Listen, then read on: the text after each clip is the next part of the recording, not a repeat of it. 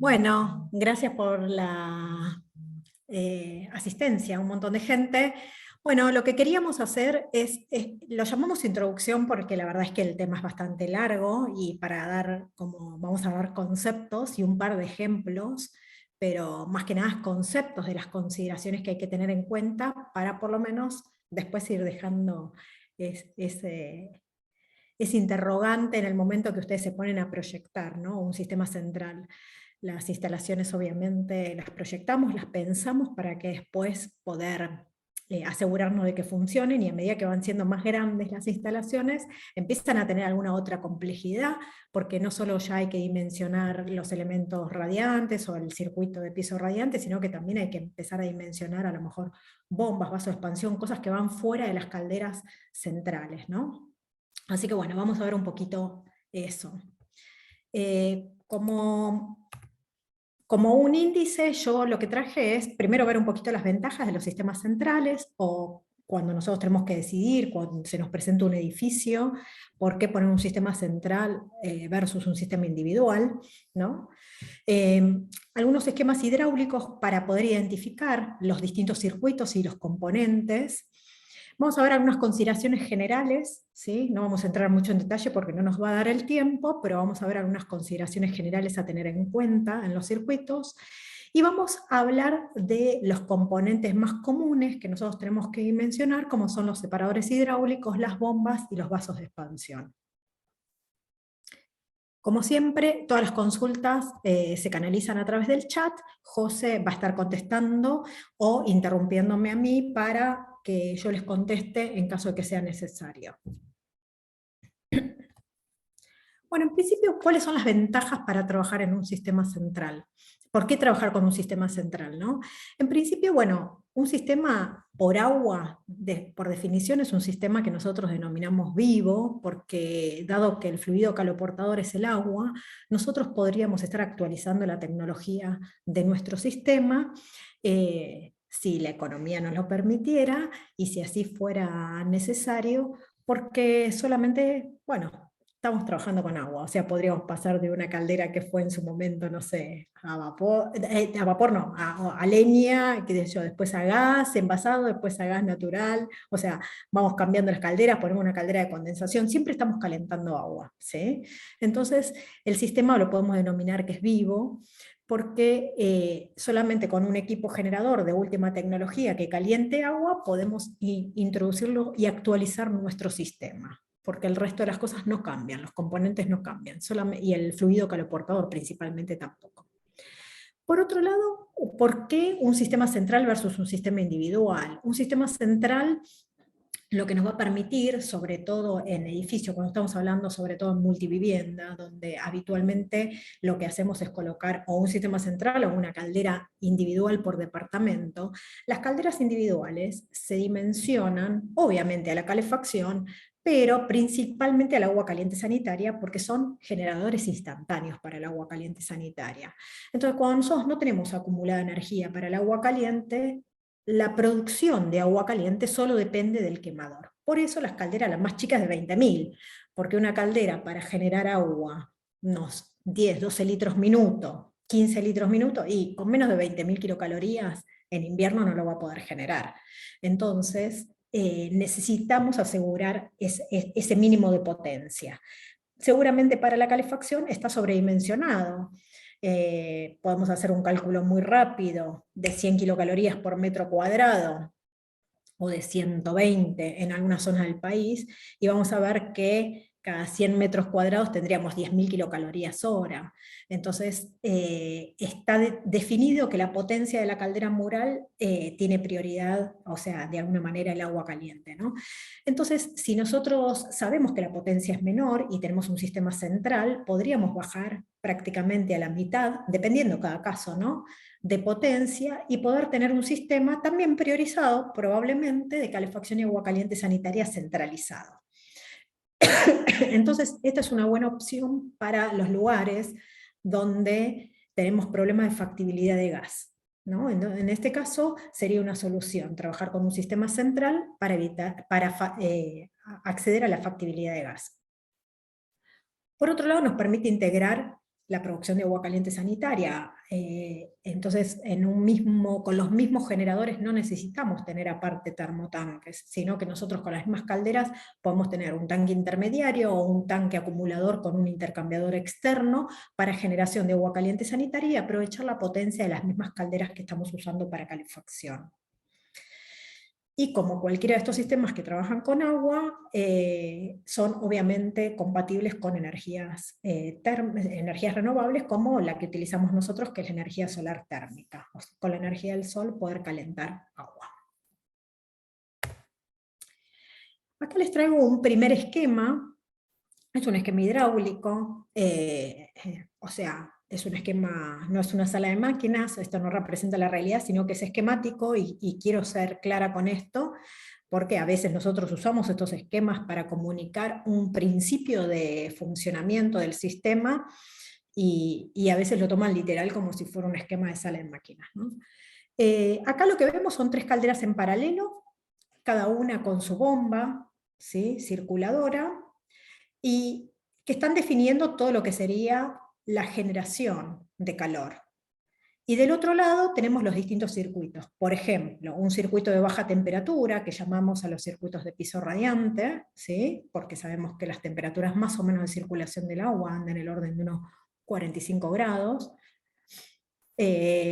Un circuito de alta temperatura, de calefacción, como podría ser el caso de los radiadores, que sabemos que estamos más cercanos a los 80 grados, y un circuito también de alta temperatura, de la serpentina del tanque. Este es un tanque intermediario con serpentina, vamos a calentar en forma indirecta el agua sanitaria, y también lo llamamos de alta temperatura, pues nosotros vamos a acumular agua sanitaria, queremos acumularla más o menos a 60 grados. Por lo tanto, el circuito primario que esté pasando por acá, va a ser a alta temperatura, tiene que estar por encima de eso. Vamos a ver después en los manuales que está en el orden de 80 grados, la mandada. Ahora, cuando nosotros tenemos la generación y después los circuitos, empezamos a tener distintas bombas, y este tipo de circuito puede tener una pérdida de carga y un caudal distinto a este y distinto a este. Entonces, por eso cada uno toma su bomba, ¿sí? Y la caldera requiere asegurar un determinado caudal para asegurar su buen funcionamiento y que esto no sea variable. Por ende, lo que discriminamos, digamos, entre circuitos primarios o de generación y circuitos de distribución o secundarios. La forma de separarlo es a través de un separador hidráulico, y lo que busca el separador hidráulico es evitar que estas bombas queden en serie y se genere algún problema hidráulico que queremos evitar. Básicamente, como ustedes ven, cada caldera tiene su bomba, cada bomba está alimentada de la conexión bomba de caldera, porque la caldera en su electrónica, o en su circuito eléctrico, cuando corta el quemador, verá, en el caso de las XP, por ejemplo, dejar un post recirculado del agua para enfriar el intercambiador y que no se vaya de temperatura por su propia inercia térmica, en el caso de las XP, que son cuerpos de fundición de hierro, ¿sí? Así que siempre la conexión eléctrica de estas bombas van desde la conexión bomba de caldera. Si nosotros necesitáramos trabajar con una caldera que no fuera como si tenemos que trabajar una cosa es en batería y otra cosa es en cascada, ¿no? Esto sería una instalación en batería. Cada caldera es on-off, y todas van a estar prendiendo en función de la regulación de temperatura que le hayamos puesto en el panel de la caldera.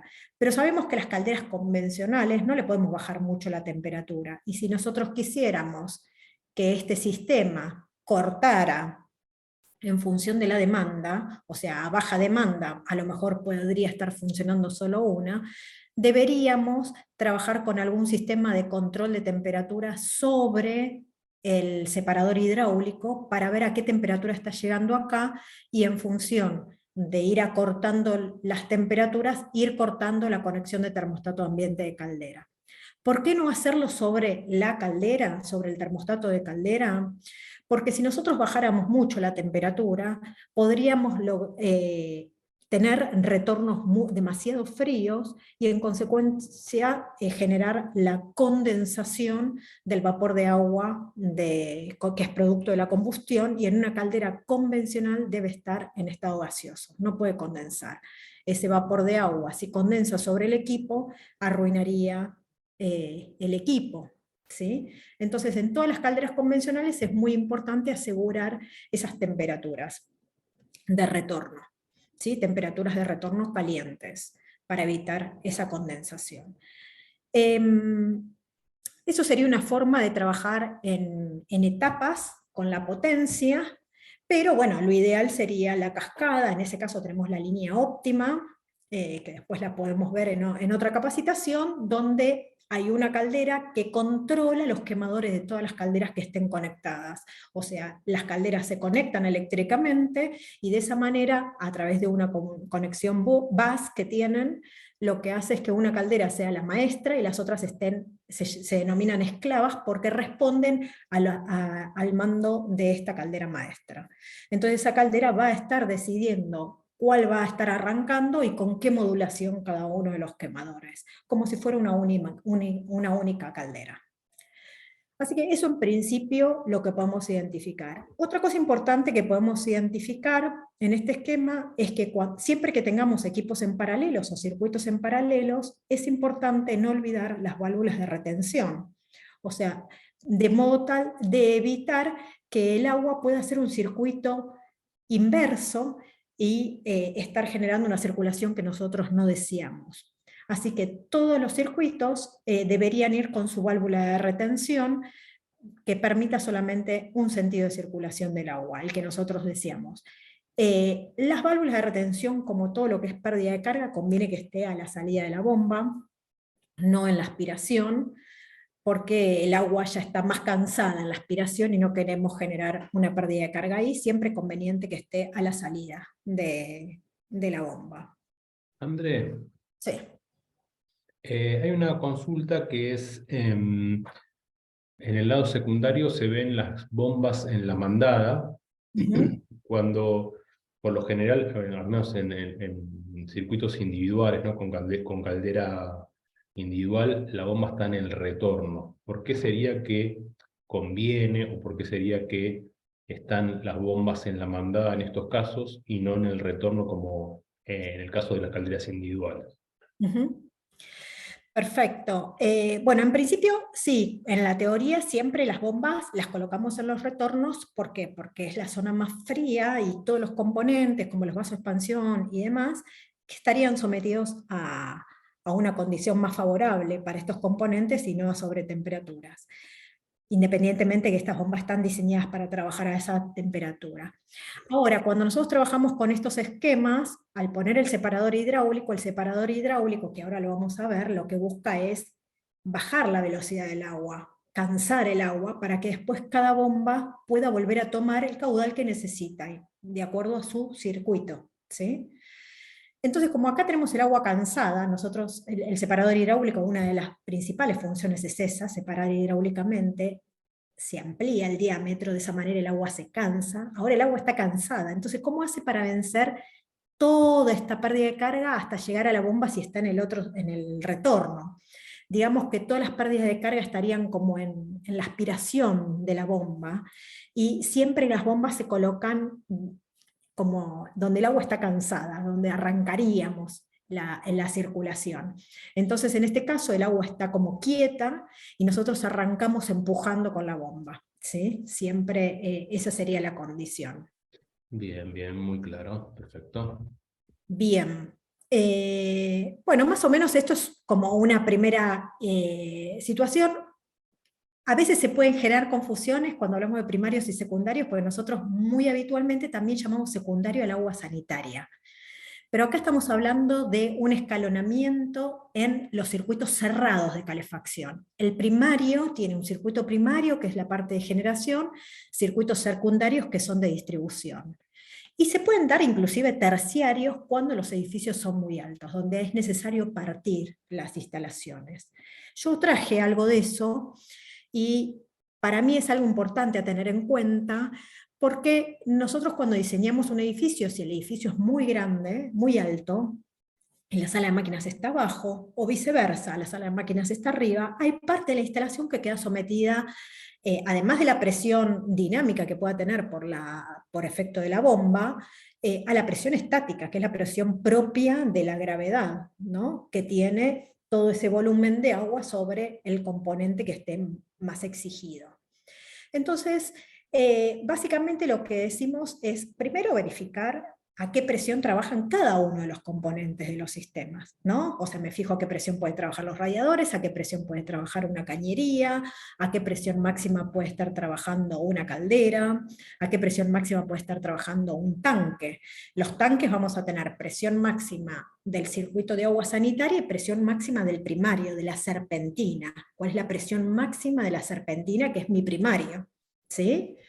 Entonces yo hice como un semáforo que es muy, muy preliminar, pero considerando que la mayoría de los componentes que nosotros trabajamos tienen sus presiones máximas de trabajo en 6 bar, en 6 kilos, ¿no? Una XP, una óptima, un tanque, algunos tanques tienen en agua sanitaria 10, pero en el primario a lo mejor menos, así que más o menos estamos en el orden de unos 6 bar, hice este semáforo. Y dije, bueno, si el edificio está entre 0 y 30 metros, no tengo por qué preocuparme. Si está entre 30 y 40, bueno, me empiezo a preguntar algunas cosas, porque ustedes piensen que a la presión estática se le va a sumar la presurización que nosotros le vamos a poner, porque el circuito tiene que ser presurizado para poder purgar y para que las calderas arranquen, ¿no? Entonces le estamos sumando otra presión. Y si es más de 40, bueno, analicemos en detalle cuáles son las presiones a las que van a quedar sometidas cada componente para evitar cualquier tema de pasar por arriba de las disposiciones de los fabricantes de estos componentes. Entonces, si el edificio fuera muy grande, a veces se dan el caso que es necesario partirlo. Yo acá hice, esto es indistinto, podría estar la sala de máquinas abajo, ¿no? También. En este caso la sala de máquinas está arriba, yo tengo mi circuito primario, mi circuito secundario, la presión que tengo acá y la presión de acá es la misma, el circuito está presurizado a la misma presión, la presión en el intercambiador es la presión del circuito más la presión de esta altura, ¿sí? Y en este caso se puso un intercambiador porque los intercambiadores en general están diseñados para trabajar con presiones más altas. Entonces dividimos en un tercer circuito. Obviamente este circuito ya el agua no se comparte, tengo que volver a hacerle un llenado a este sistema, tengo que ponerle un vaso de expansión y tengo que ponerle otra bomba que mueva el agua entre el intercambiador y, por ejemplo, mi serpentina o mi radiador. Entonces, esto podría ser al revés. Supongamos que tenemos la sala de máquinas abajo. Y necesito llegar hasta una altura demasiado elevada. Ha pasado a veces que arman salas de máquinas con calderas chiquitas, con calderas residenciales. Las calderas residenciales soportan 3 bar nada más de presión, ¿no? Entonces yo tengo que llegar hasta, no sé, 40 metros en altura. Entonces, para poder inundar la serpentina de arriba, yo debería darle una presión de 4 kilos, si no, no voy a poder inundar la serpentina de arriba, ¿sí? Al circuito primario. Pero la caldera no lo aguanta.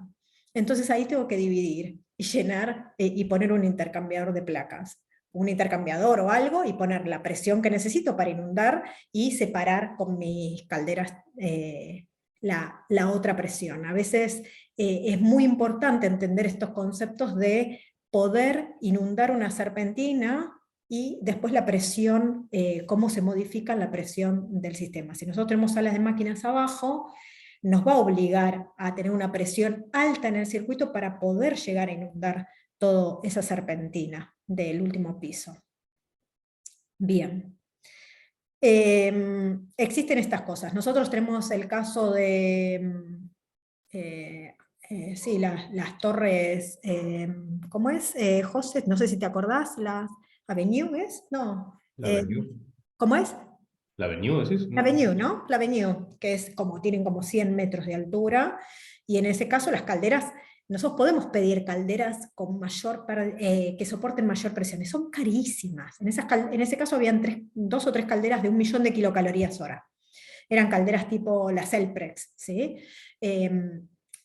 soportan 6 bar. ¿Las podemos pedir a Italia con presiones de 10 bar? Sí, las podemos pedir. Son carísimas, entonces lo que se hace es partir el edificio, porque no son solo las calderas las que van a quedar sometidas a esa presión tan alta, sino que también son el resto de los componentes de la instalación. Entonces no se puede pedir todo especial. Entonces lo que se hace es esto, ahí se parte en 2 o en 3 partes el edificio y se van armando otros circuitos que requieren a su vez tener su bomba, su llenado y su bomba circuladora, ¿no? Ahora, cuando estamos trabajando con un profesional en el diseño de la instalación, está bueno poder analizar las distintas situaciones y poder asesorar sobre la ubicación de sala de máquinas para poder influir un poco después en los que nos convenga también a nosotros, ¿no? Entonces, siempre las salas de máquinas, cuando están arriba, tienen una condición un poco más favorable con respecto a los equipos, y también más simplificado con respecto a las ventilaciones. Entonces, siempre que podamos recomendarle al profesional la ubicación de sala de máquinas arriba, vamos a tener menor compromiso arquitectónico con respecto a las ventilaciones, las calderas van a quedar sometidas a menor presión, porque no van a tener la presión estática sobre los equipos, y la única limitación es que, bueno, tengo que llevar la cañería de gas hasta, hasta el último piso, ¿no? Hasta la sala de máquinas arriba. Si la tenemos abajo, hay mayor compromiso arquitectónico con las ventilaciones, ¿no? Y también de la sala de máquinas, porque la sala de máquinas, si tiene gas, también tiene que estar ventilada. Limitaciones de los largos máximos de las ventilaciones en calderas tiro forzado, o conductos muy grandes que ocupan mucho espacio para llegar hasta las ventilaciones a los 4 vientos si estamos trabajando con calderas tiro natural, y control de esa temperatura, o sea, tenemos el costo del conducto, el costo de la aislación. Si estamos hablando de calderas convencionales, tenemos que asegurarnos que en todo ese recorrido no se genere condensación, ¿sí? Entonces es muy importante el aislamiento térmico en esos conductos. Tendríamos como ventaja menor recorrido de la cañería de gas, que se quedaría en planta baja, y los equipos quedan, bueno, esto que hablábamos antes, ¿no? Quedan sometidos a la presión estática total, ¿no? Del edificio. Así que eso es algo a tener en cuenta. O podría ser alguna limitante en algún sistema. Otras de las consideraciones a tener en cuenta. Cuando hablamos de compensación hidráulica y de temperatura, es muy importante tener en cuenta lo que es la distribución de las cañerías. Nosotros habitualmente es muy común trabajar con una instalación bitubo, donde en función de los caudales que vamos pasando por tramo de esas montantes, el caño se va achicando, ¿no? Y viceversa, en el retorno. Entonces, esa es una forma de regular la distribución de energía a los lugares que nosotros los vamos necesitando. Después, la regulación física fina o la calibración más fina se da o en el detentor o en alguna válvula de zona del departamento, ¿no? Siempre nosotros tenemos algún sistema de control para regular el diferencial de presión dentro de cada departamento.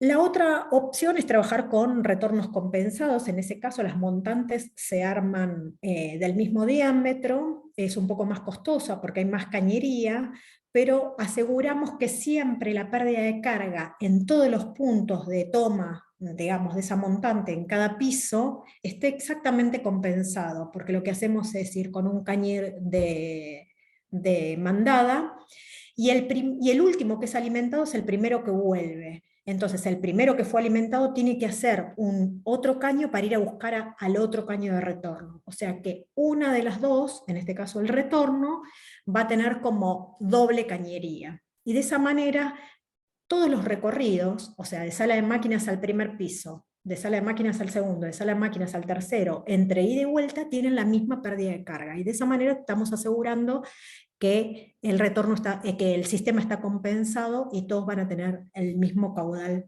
de agua, que sería la misma energía, ¿no? En cada punto de toma. Después, otro tema importante que hay con respecto al tema de la regulación es cuando ponemos termostatización. Nosotros en general, cuando trabajamos con un sistema central, vamos a tener un termostato por cada unidad de vivienda como mínimo, ¿no? o termostatos por circuito, si estamos en piso radiante, o válvulas termostáticas en los radiadores, pero pensemos en un termostato actuando sobre alguna válvula de zona, por ejemplo, ¿sí? Donde corte la entrada e ingreso del agua al departamento cuando ya esté en condiciones de confort ese departamento.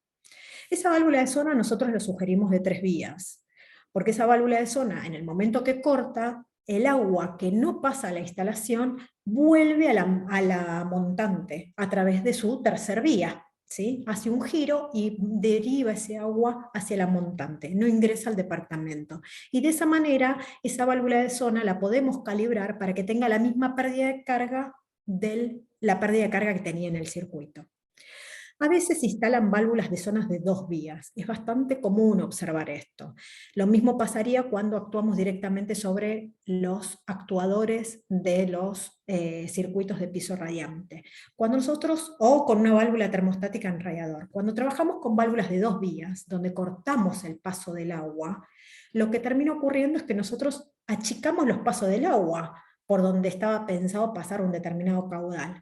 Estamos trabajando con bomba de velocidad fija, o sea, el caudal se mantiene igual. Si yo tenía 5 metros cúbicos, ahora estoy llevando 5 metros cúbicos, pero en vez de tener abierto 10 departamentos, tengo abierto 2. Entonces, el resto no está pudiendo pasar, o sea que los 5 metros cúbicos pasan por esos 2 departamentos, no tiene por dónde retornar. Entonces lo que estamos haciendo es aumentando la velocidad del agua en esos 2 departamentos. Esto puede traer problemas principalmente de ruido para los usuarios, o puede traer inclusive problemas como de corrosión por erosión y demás. Entonces, básicamente lo que se trabaja es, o trabajamos con válvulas de 3 vías que me permitan retornar, o en sistemas centrales es muy importante trabajar con válvulas de presión diferencial, donde en el momento que se cierran algunos circuitos, que nosotros no nos enteramos, esas válvulas controlan esa presión diferencial entre manda y retorno, y en caso de ser necesario habilitan un paso de retorno para compensar y que no aumente tanto la velocidad en el sistema. ¿Cómo vamos, José? Que a lo mejor en esto, como no llegué a poner gráficos. No, vamos bien. Pasa Bien. que yo creo que son temas para escuchar muy detenidamente, así que los chicos están Okay. muy concentrados y van entendiendo todo porque son temas, ¿no? Para sentarse a escucharlo detenidamente, pero venimos bien. Ok, bien. Después otras consideraciones que tienen que ver con el mantenimiento y puesta en marcha, ¿no? Cuando nosotros hacemos un sistema central tenemos que poder primero eliminar el aire. Cuando tenemos los separadores hidráulicos, ahora vamos a ver, en general los separadores hidráulicos son verticales, tienen una parte superior donde podemos purgar. Pero ¿qué pasa si estamos con la sala de máquinas en planta baja? Nuestro punto más alto está arriba. Entonces nosotros deberíamos dejar en la cañería, en la montante, en el último punto, algunas válvulas, o puras automáticas, unas válvulas que son grandotas, ya porque para cañería, o si no, se ponen unas válvulas esféricas donde nosotros podamos, en el momento de la puesta en marcha, poder sacar el aire de esa instalación, porque si no, no vamos a pretender que por los grifitos de purga de los radiadores o del colector salga todo el aire de una instalación que es enorme y que naturalmente se va a ir a acumular en la parte más alta de la instalación. Otro tema sería al revés, el vaciado. Si yo tengo la sala de máquinas abajo, también por el separador hidráulico abro el grifo de vaciado y podría vaciar la instalación si tuviera que vaciar una parte de la instalación. Ahora, ¿qué pasa si tengo la sala de máquinas arriba? Por gravedad, el agua va a estar abajo. En las montantes debería dejar unas llaves de modo tal que yo pueda vaciar la instalación en caso de tener que vaciar esas montantes. Bueno, la sectorización para poder trabajar, el tema de las válvulas en cada componente que pueda ser reemplazable, como las bombas y demás, con medias uniones. ¿Sí? Otra cosa importante que no lo puse en el esquema, pero es muy importante, cuando se trata de muchos circuitos, a veces se dejan bombas de reemplazo por cualquier problema que pueda tener una bomba. Entonces a veces cada 2 circuitos, si las bombas son iguales, se puede poner una en el medio que pueda ser el backup o de una o de la otra. Se arma un bypass y se deja cerrada, y si esta se daña, se cierran estas válvulas, se abren las otras, y esa bomba va a reemplazar la bomba que se deterioró o que requiere un mantenimiento. Y algo que para mí es súper importante en el momento de calibración de una instalación central es tener varios niples para poner instrumentos. Ustedes, estaría bueno que nosotros tenemos, en el circuito primario tenemos en las calderas las temperaturas demandadas. Pero a lo mejor no estamos midiendo la temperatura, no sabemos la temperatura de retorno. En un separador hidráulico podríamos tener un termómetro, pero ¿qué pasa en los otros circuitos? O sea, la temperatura tiene que ver con los caudales, nos puede dar información sobre caudales o qué está pasando en la instalación. Si nosotros vemos que la cañería está fría, bueno, che, no está circulando el agua, che, está tapado algo, está cerrada una válvula, no sé, se puede tomar algunas decisiones, ¿sí? A veces cuando se trabajan con cañerías metálicas, bueno, con algunos termómetros láser es fácil determinar esas cosas, pero a veces no es tan sencillo cuando se trabaja con cañerías plásticas porque la transmisión de temperatura es totalmente distinta. Entonces, yo siempre sugiero dejar en varios puntos de la instalación algunos niples que nos permiten poner o termómetros o manómetros para medir las presiones o la diferencia de presión entre la mandada y el retorno, y poder analizar si, por ejemplo, no sé, che, me está cavitando la bomba. Bueno, a lo mejor te quedaste corto con la bomba, estás trabajando en una condición no buena. Bueno, habría que ver esas cosas, ¿no? Vamos a ir un poquito a los componentes principales. Los que yo separé lo que trabajé son separadores hidráulicos, bombas y vasos de expansión, para simplificar, ¿no? Después hay un montón de componentes más. Los separadores hidráulicos, como dijimos, tienen la función esa, principalmente de separar hidráulicamente las bombas del primario de las bombas del secundario, no dejarlas que se acoplen, para evitar problemas hidráulicos. Entonces, en este caso tenemos el separador, en general tiene una cañería que está un poco más alta, siempre, fíjense en los manuales, a veces observamos que están puestos invertidos. La cañería más alta es la parte del lado calderas, el separador hidráulico lo dan vuelta, el lado más alto va del lado primario y después del lado secundario los otros. Verifiquen con el manual siempre. Es como un colector vertical, ¿sí? De un lado tenemos mandada y retorno y del otro lado mandada y retorno. El agua es el mismo agua, esto no intercambia, es un separador hidráulico. Lo que hace en realidad es separar los caudales, cansar el agua acá y que cada hora, cada bomba pueda tomar lo que corresponde, pero es el mismo agua, ¿sí? Y está a la misma presión, y ahora vamos a ver qué pasa con las temperaturas. Tienen un par de conexiones acá arriba, que es para poner a veces, por ejemplo, si trabajamos con las óptimas, para trabajar en cascada siempre la óptima necesita la sonda de temperatura del circuito primario, entonces a veces usamos el separador para colocar la sonda acá y avisarle a la caldera maestra qué es lo que está ocurriendo en la instalación. Después tenemos otra conexión acá abajo para vaciado. ¿Sí? Esto porque el separador hidráulico también funciona como desfangador. Sabemos que las instalaciones, si bien son cerradas, a veces la generación de algunos fangos son comunes, a veces por permeabilidad de oxígeno, a veces por la reacción natural del agua con los componentes de la instalación, y cada tanto cuando se hace un mantenimiento, se puede vaciar desde acá, sacar esos fangos, porque es la parte, primero va a decantar porque es la parte que le bajamos la velocidad, ampliamos el diámetro para bajar la velocidad, entonces la decantación de esos fangos se va a hacer naturalmente acá, porque está a más baja velocidad, y como es vertical, van a quedar alojados acá, los podemos sacar, y en caso que fuera necesario, reponer la parte de agua que falta. Y después, como es un elemento vertical, en la sala de máquinas es un buen punto para purgar. Así que esas son un poco las funciones del separador. ¿Cómo lo dimensionamos? Siempre se dimensiona en función del caudal máximo, sea del primario o del secundario. O sea, que del lado primario sumo todas las bombas que van a estar trabajando en forma simultánea, verifico el caudal, y del lado secundario sumo todas las bombas que están trabajando en forma simultánea, porque a veces tenemos bombas que trabajan cuando otras no trabajan, cuando hacemos una priorización, pero sumo todas las que van a estar trabajando simultáneo y verifico los caudales. El mayor caudal es con el que me quedo. Voy al manual y elijo en función del mayor caudal. Ahora vamos a ver este tema, que es el fenómeno de mezclados de agua que se puede dar por tener mayor caudal de un lado o del otro. Esto puede ser deseable o no, y entonces es importante que lo sepamos para poder tomar decisiones en el momento del proyecto.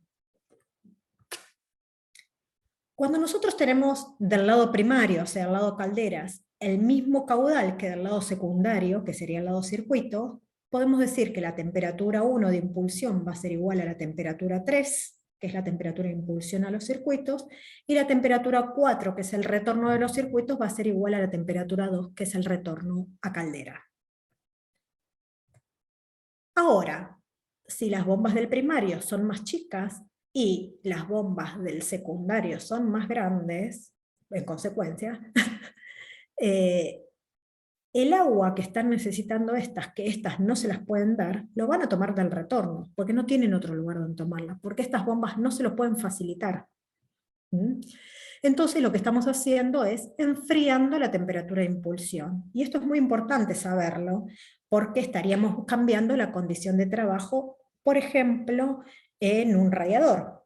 Yo tenía seteado agua a 80 grados, pero acá puse unas bombas gigantes por algún motivo, y ahora el agua es 80 más una parte de mezcla.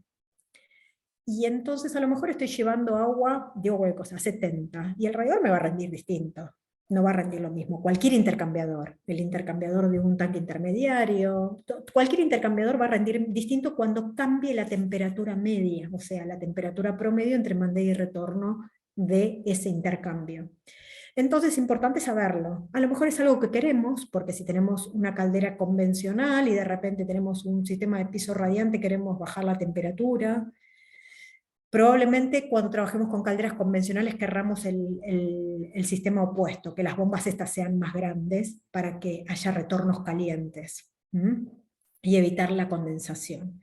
Pero bueno, es importante tenerlo. Hay un cálculo que tuvimos, que lo vamos a dejar colgado, de un ejemplo, por ejemplo, teniendo calderas murales de este lado, donde las bombitas son muy chiquitas, y poniendo circuitos, pero armando un sistema central, y poniendo otras bombas de este lado. ¿Qué pasaría con un sistema de radiadores, por ejemplo? ¿Cómo rendiría el radiador con distintas temperaturas? Hay un ejemplo hecho, después se los voy a dejar, no está puesto acá porque es bastante largo. Este es el otro sistema, la otra situación que se nos puede dar, que sería teniendo que las bombas del primario sean más grandes en caudales en total que las bombas del secundario. En consecuencia, el agua que no tomen estas bombas que están de este lado va a volver. Y este sería, por ejemplo, algo deseable en una caldera convencional, donde estamos trabajando a lo mejor con piso radiante y los retornos van a venir muy fríos y nosotros necesitamos calentar este retorno para que no condensen. Podría ser algo deseable. Así que bueno, estas son cosas que hay que tener en cuenta, ¿sí? De hecho, las calderas, por ejemplo, de fundición de hierro están en una condición un poco más favorable porque tiene una inercia térmica muy grande el cuerpo, pero cuando trabajamos con una caldera humotubular, por ejemplo, son cuerpos de chapa, en los manuales, fíjense, en todos los manuales de las calderas dicen retornos por encima de 60. Y si no los tienen o no tienen el separador hidráulico, hay que poner una bombita acá y asegurar retornos por encima de 60 para evitar el condensado. ¿Mm? Bueno, hasta ahí vamos, más o menos, separadores hidráulicos. Sí, sí, hay algunas preguntitas, A pero ver. pregunta Martín que ¿qué pasaría si trabajamos con distintos delta T entre el primario y secundario? Por ejemplo, 10 grados en el primario y 18 en el secundario. Sí, no hay ningún inconveniente al trabajar con mayor delta T. Lo que vamos a tener son caudales más bajos, entonces podría ser algo deseable para el dimensionamiento de la bomba o para el sistema, porque así lo que requiriera el sistema. En general, en el primario puede ser, a lo mejor vos querés una caldera de condensación y querés un delta T más grande para que condense adrede. No hay ningún inconveniente, pero hay que saber, hay que entenderlo para saber qué es lo que, si es lo habitual en un sistema. Vamos a ver qué sé yo, por ejemplo, en un sistema de radiadores habitualmente lo que queremos es trabajar con un delta T de 10 grados, ¿sí? ¿Podemos trabajar con un delta T de 20? Sí. Cuando trabajamos con calderas de condensación, bajamos un poco la temperatura demandada, ampliamos el delta T a 20 para que la caldera condense y vuelva a 50 y me condense. Pero ¿qué pasa con el radiador? Y tengo que poner más elementos. No puedo trabajar con el mismo radiador. ¿Por qué? Si quiero trabajar a baja temperatura y aprovechar la condensación, voy a estar cambiándole la condición de intercambio, porque le bajé la temperatura media al radiador. Ahora, si yo estoy trabajando a una temperatura alta, bueno, el radiador va a rendir más, puede ser más chico, ¿sí? Pero bueno, la caldera no va a condensar si estoy trabajando con una caldera de condensación, va a rendir más que una convencional, pero no tanto como si le bajo un poco la temperatura y trabajo con una temperatura demandada a 70 y retorno a 50, por ejemplo. Así que no hay ningún inconveniente, porque eso se diseña cuando entremos en la parte de bombas, pero es importante saberlo y es importante entender a qué temperatura estoy mandando el agua para saber cómo va a rendir mi sistema. Bien, perfecto. ¿Avanzo? Sí, sí, adelante. Bueno, las bombas. Cuando el circuito que nosotros estamos trabajando son circuitos cerrados, ¿sí? Cerrados y presurizados, y lo único que tenemos que vencer son las pérdidas por fricción, nada más. Pérdidas por fricción para poner el agua en movimiento, ¿sí? Entonces, una bomba se define principalmente por dos variables, el caudal que mueve y esa pérdida de carga que puede, o esa presión que le puede dar para vencer esas pérdidas de presión de la instalación. Entonces, en general, esta sería una curva de una bomba. En el eje de las X vamos a leer el caudal, en general en metros cúbicos hora, fíjense, porque puede estar expresado también en litros hora. Y en el eje de las Y va a estar lo que llamamos altura, habitualmente puesto con la letra H, y habitualmente en metros de columna de agua, que es una unidad de medida de presión. Ahora, cuando nosotros hicimos nuestra instalación o estamos proyectando una instalación, puede ser que nuestro punto de la instalación esté pasando fuera de las curvas de la bomba. Y entonces es necesario empezar a evaluar si me conviene trabajar en este punto o en este punto. Si es una bomba de velocidad fija, va a trabajar o en una velocidad, en otra, en dónde me conviene, qué bomba se acomoda mejor a mi condición de trabajo, o si puedo cambiar algo en mi instalación para acomodarlo a la curva que me convenga. O sea que es una ida y vuelta en el momento del diseño, ¿sí? No siempre dimensionar por arriba es mejor, porque a lo mejor estamos aumentando mucho la velocidad o mucho los caudales, entonces a veces conviene bajar un poquito y sacrificar un poco un salto térmico y decir, bueno, en vez de un salto térmico de 10 en radiadores tengo 12, bueno, tanto no me va a cambiar, ¿no? El radiador no me va a bajar tanto el rendimiento y podría jugar y especular con un poquito más de horas de funcionamiento del sistema para llegar a la temperatura de confort. Así que hay que analizar dónde conviene posicionarnos. Y dentro de la curva de la bomba, nosotros vamos a ver que la curva es esto, y podemos identificar como tres zonas de la bomba. Una que llamamos zonas de bajos caudales, ¿sí? Que sería poco caudal, mucha contrapresión. No es muy recomendable trabajar en esta zona porque las bombas rinden muy mal en esto, la eficiencia es muy baja. La otra zona es la zona centro, la zona central, que es donde queremos trabajarlo. Y dentro de esa zona central sería lo ideal en el tercio medio, ¿sí? De la bomba. Y por otro hay otra parte, que es la parte 3, que es las zonas de grandes caudales.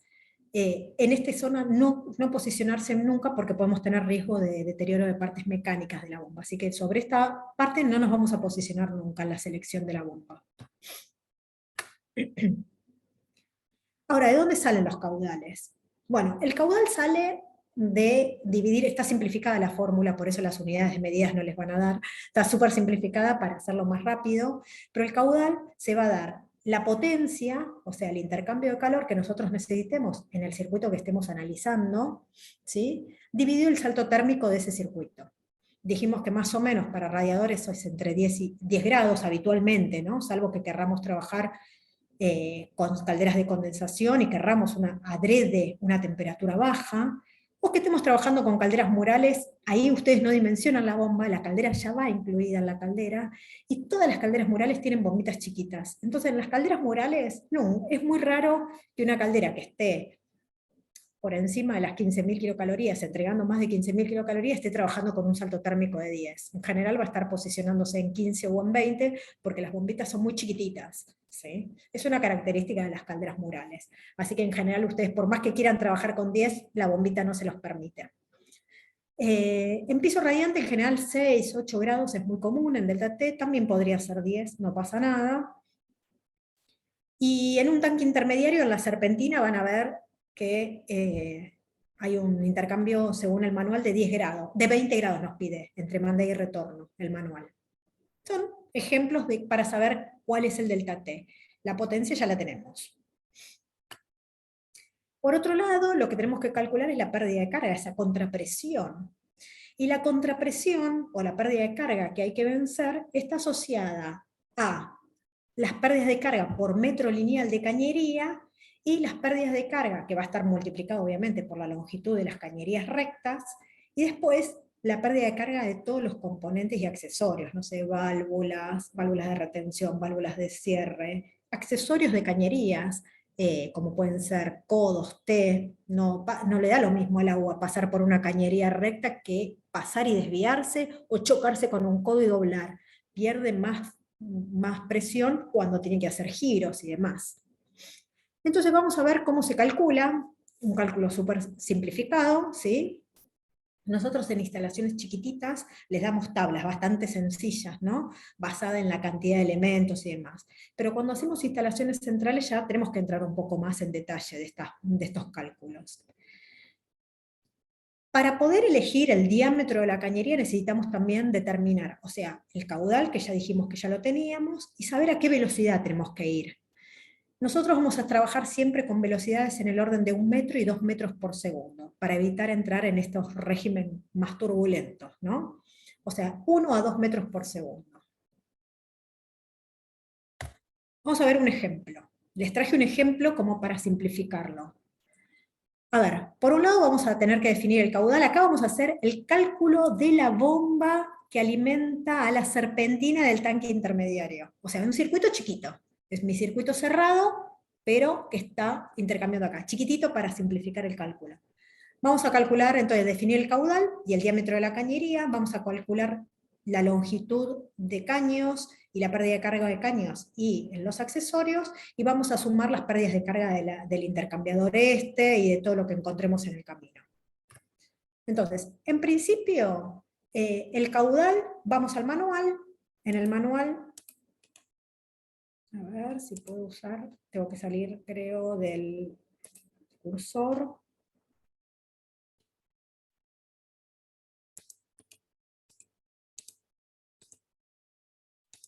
Parece que tengo que salir del cursor para poder entrar al Zoom que armé.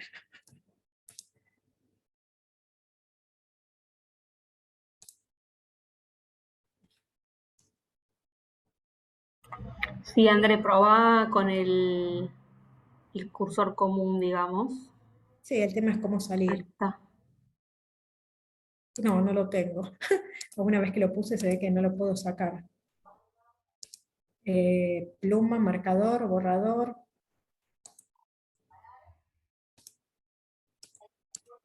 Ahí está.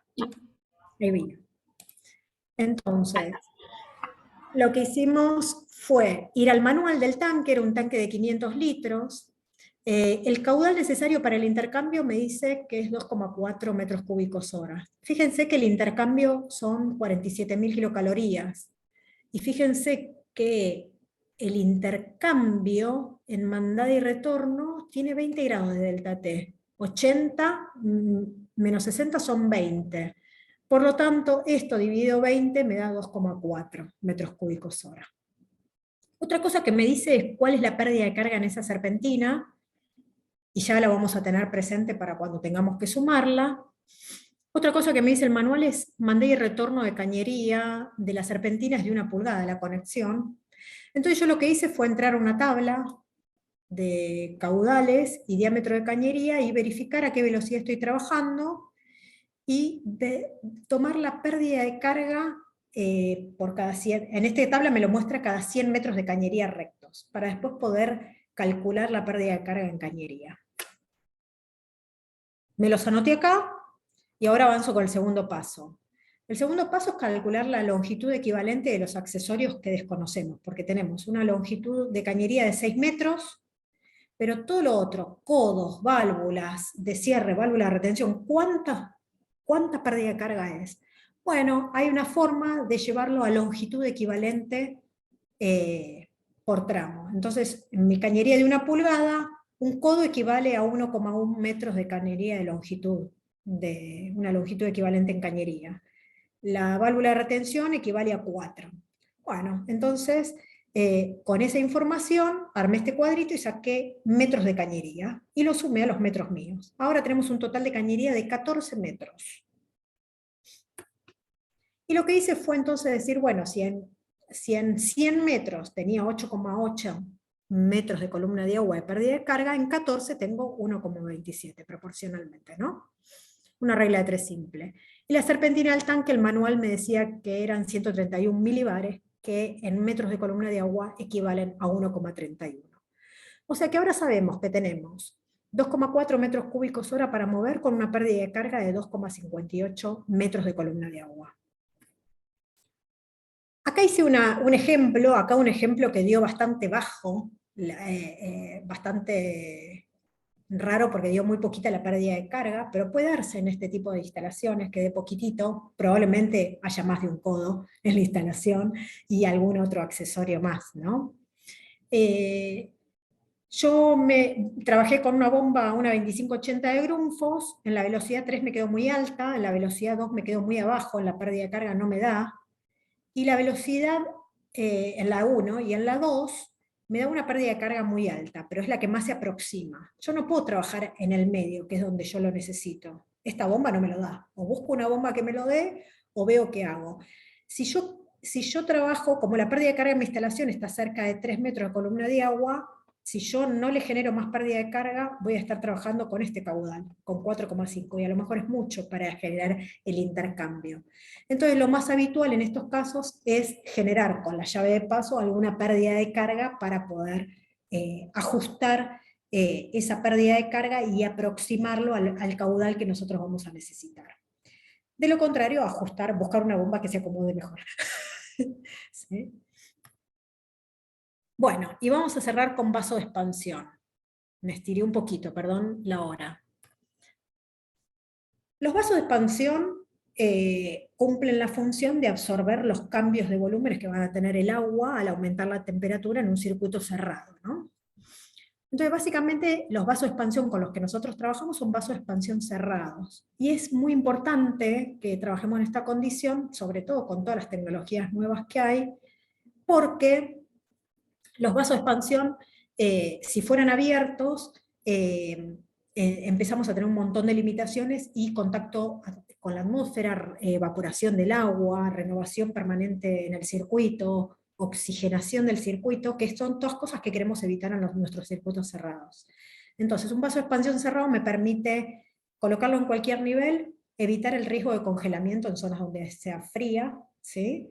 Evita el aire permanente de ingreso, y por evaporación también, y en consecuencia disminuimos la generación de fangos en el sistema. Y después vamos a ver que como los vasos de expansión tienen que estar siempre conectados con el sistema y sin riesgo de que alguien los cierre, a veces se pueden poner unos grandes, pero también se pueden poner vasos, serían recomendables poner vasos más chicos en cada montante. El vaso de expansión básicamente se compone de es este vaso con este formato. En general, nosotros los de calefacción los identificamos con el color rojo. En el medio el vaso de expansión tiene una membrana y de un lado se conecta a la instalación, el agua va a entrar o salir en función de la expansión, y del otro lado hay aire, ¿sí? A presión, aire o hidrógeno. Después existen también los vasos de expansión sanitarios, también son vasos de expansión. ¿Y por qué en un circuito sanitario? En un circuito sanitario porque si yo tengo un tanque a muy alta temperatura, ¿sí? Lo que puede estar pasando durante la noche y que nadie abre una canilla es que ese circuito empieza a comportarse como un circuito cerrado y no tiene dónde expandir, y tenemos 60, 70 grados en el tanque y nadie abre una canilla, no se renueva el agua esa, entonces empieza a expandirse y a aumentar la presión del circuito. Para evitar que salten las válvulas de sobrepresión, que es el elemento de seguridad que obviamente tienen los tanques, se colocan vasos de expansión. Pero a diferencia de la configuración de los de calefacción, estos vasos de expansión, como el agua es nueva todo el tiempo, si estuviera en contacto con la chapa, esa chapa se corroe. Entonces el vaso de expansión es distinto y tiene una bolsa, o sea, esa membrana hace como un globo, y el agua ahora entra a este globo y nunca entra en contacto con la chapa, que tiene que ver con esto, con evitar la corrosión en el vaso de expansión. En cualquiera de los casos, siempre que seleccionemos un vaso, veamos la presión máxima de trabajo. Hay vasos de expansión, hasta los de 50 litros, por ejemplo, trabajan a 4 bares, a 4 kilos máximo. O sea que si yo tengo una instalación que puede quedar sometida a más, a lo mejor la caldera me lo banca y el vaso de expansión no, ojo. Si tienen una instalación que puede quedar sometida a más de 4 kilos y el vaso de expansión es de 50 litros o de 25, podrían usar uno de agua sanitaria que soporta 10. No podrían usar uno de calefacción en agua sanitaria porque se corroe, pero sí podrían usar para soportar mayor presión uno de agua sanitaria. Y después ver también las temperaturas de trabajo, porque también tenemos vasos de expansión para circuitos forzados de solar que trabajan a mayor temperatura.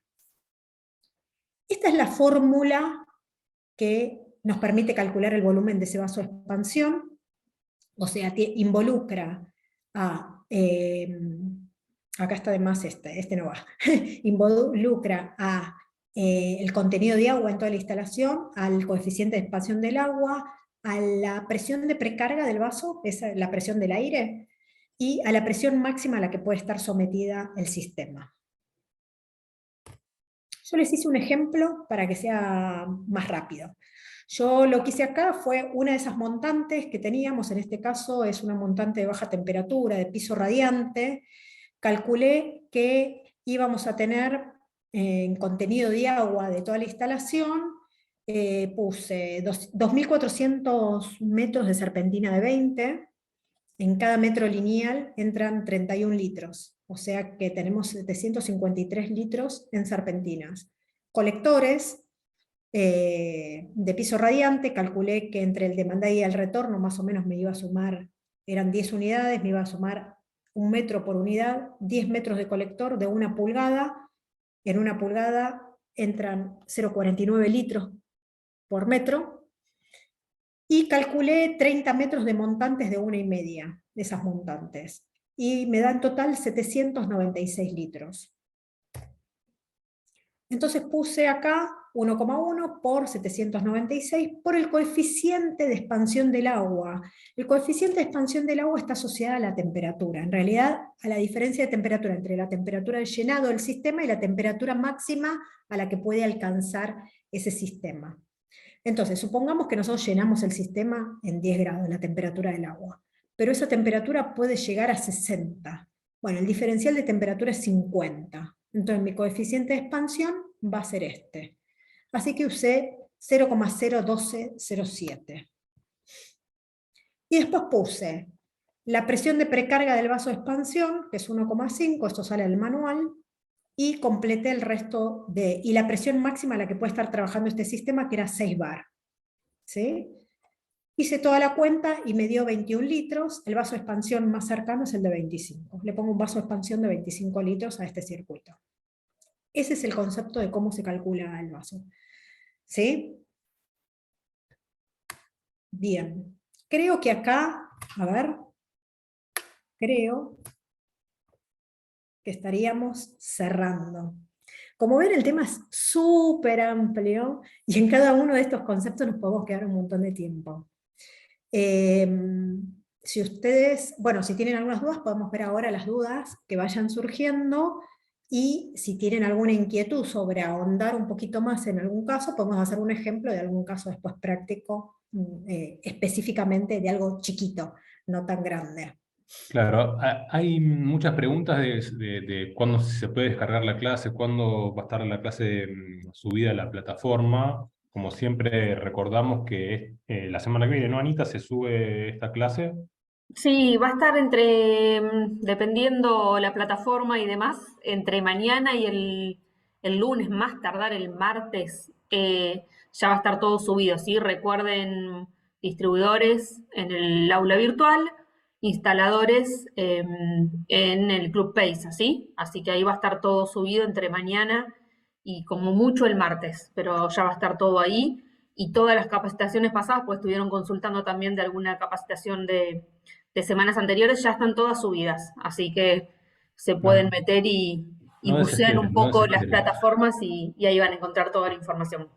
No desesperen que ya se sube Ya se sube, sí, sí, sí, sí. próximamente. Bien. Bueno, Bueno, José, entonces las consultas eran esas, ¿cuándo iba a estar?